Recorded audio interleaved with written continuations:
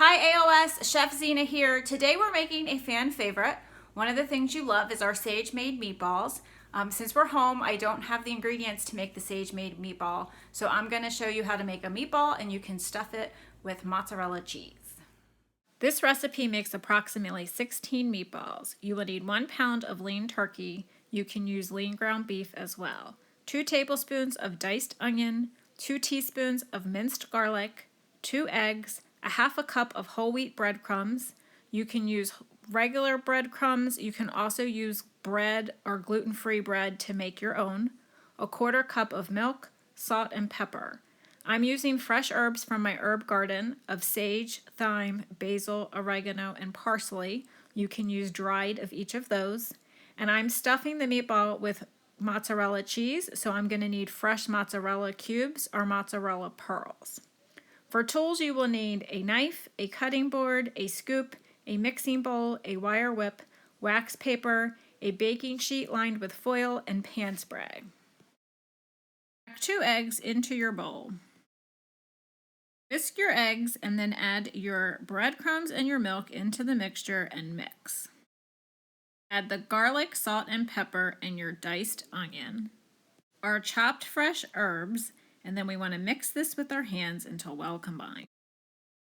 Next, add your ground meat, and using both of your hands, you want to mix this until all of the ingredients are combined and mixed together.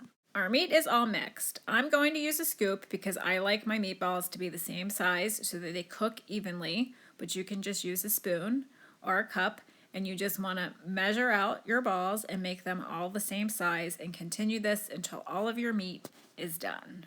We formed balls with all of our meat. This next step is optional.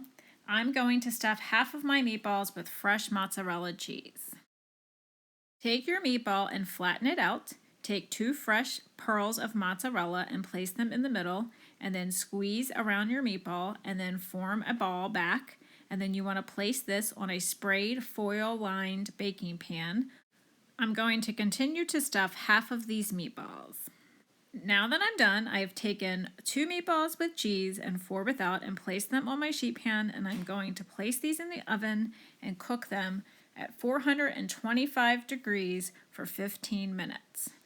I'm going to freeze the rest of my meatballs, so I'm going to take wax paper and put it in the container, and then I'm going to place my ones without cheese in that container, and then I'm going to go wash my hands.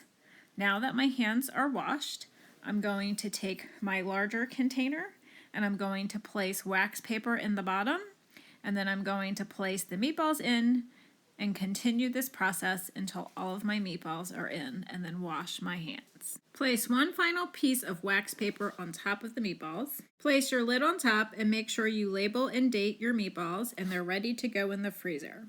It's been 15 minutes and I removed the meatballs from the oven.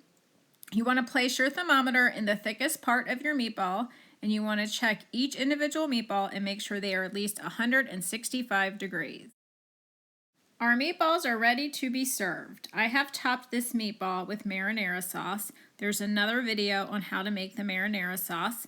I'm topping this one with cheese, and it's now ready to enjoy. Hi everyone, here's our homemade meatball and our homemade marinara sauce.